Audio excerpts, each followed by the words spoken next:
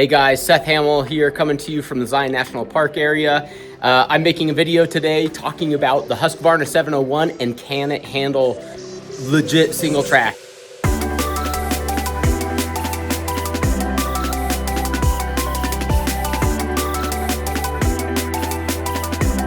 Is the Husqvarna 701 capable of this sort of more technical single track riding? I'm bringing the bike out to the Toquerville Twist trail. There's a few variations on that name, but it kind of has the reputation as being the most popular, most famous single track trail, I would say, in Southwestern Utah. It's about 25 minutes from my house, so I'm gonna ride out on the Husky, jump on the trails, and let's see what this sucker's made out of.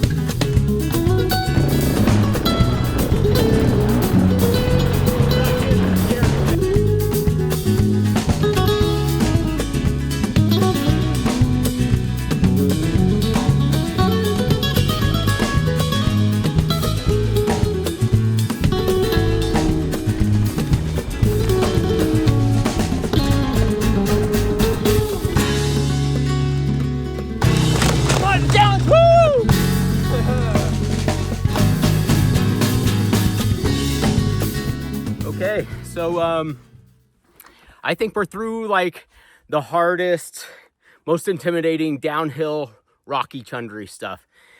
The bike did bottom out a couple times and certainly felt way more intimidating than it feels on the KTM 300. But those are big drops and the low clearance hits those squared edges. So that's the problem with it. Also, these things are kind of softer. I would love to get this thing sprung a little bit heavier. But I'm having a great time on this ride, and yeah, feeling great. I'm stopping a lot to like take footage and stuff, but I've had a couple sections of real nice groove, and I'm gonna get after it here for a little bit.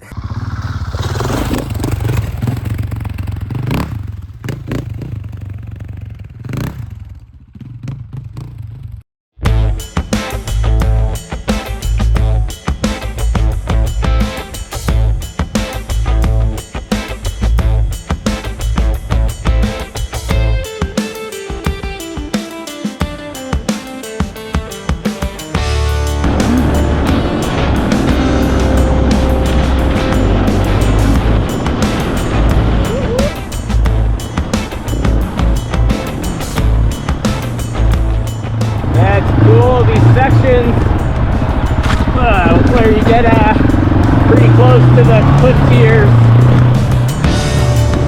This place, Southwestern Utah. Ooh. All first gear stuff. Little rock garden here. Let's try and clean it. Did not clean it. This downhill section coming into the wash. Let's steep up.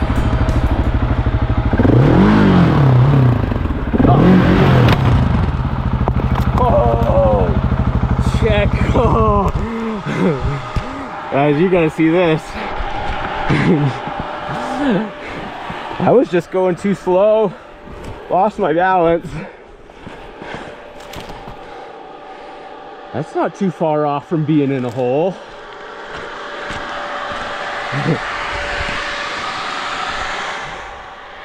Down in the chasm.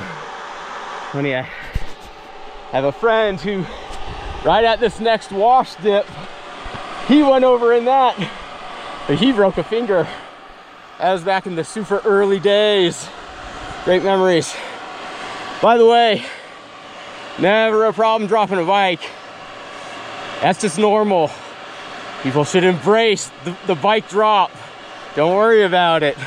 This dirt biking's gonna happen all the time. Don't beat yourself up. You gotta stay safe. Listen to me on that. Yeah.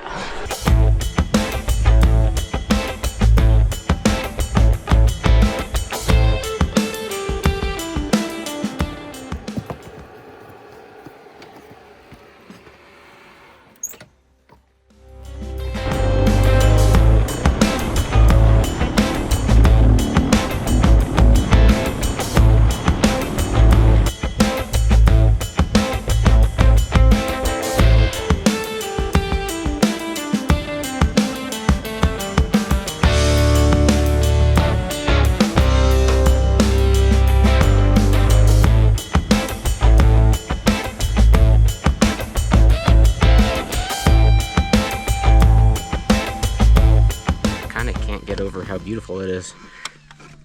Hey, that's my fuel pump there. Saw one other rider out here, like he had ridden it a billion times. He was shredding. Yeah, man, just love this area. I would call this trail like a great first advanced ride. I think once you've done this trail and you can do it with, you know, not just like completely surviving it and, you know, not sending a lot of the obstacles. Once you can do it pretty clean, I think you are solidly a advanced rider at that point. I feel like this is kind of like then a classic test piece for the area of like kind of hitting that benchmark. Super cool trail. I'm gonna get back on it here.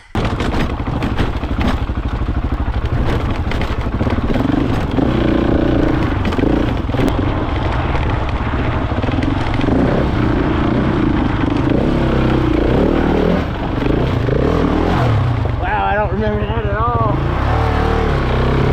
Nice hard enduro section right there.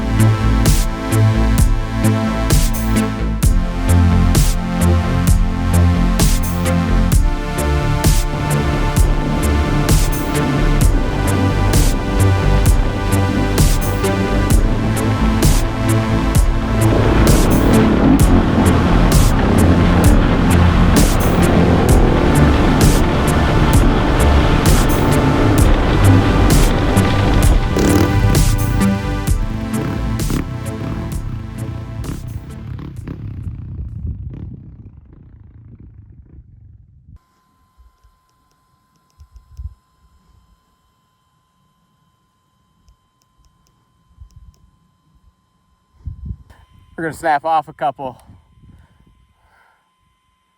Some of you might know I'm a professional landscape photographer down in Zion, and I love shooting from the bike. It is my favorite approach to photography. So I'm gonna take a shot here real quick.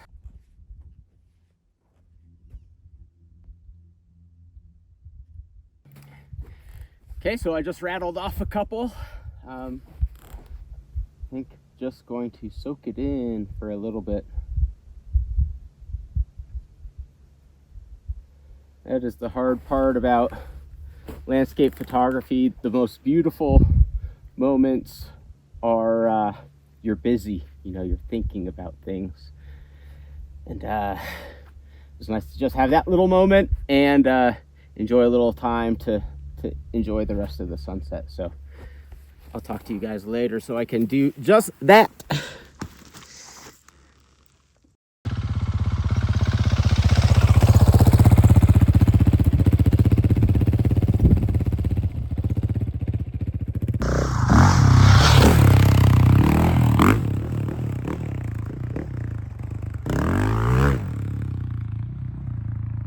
Got home a couple hours after sunset yesterday. Everything ended up working out great for that ride. So conclusion, my opinion on the Husky 701 for can it handle single track? 100%, absolutely. But it does depend on what sort of single track you're getting on. Any of those like slower, tight, you know, more technical, hard enduro-y sort of single track, I wouldn't want to bring that bike out there. It would get hot. It's super heavy.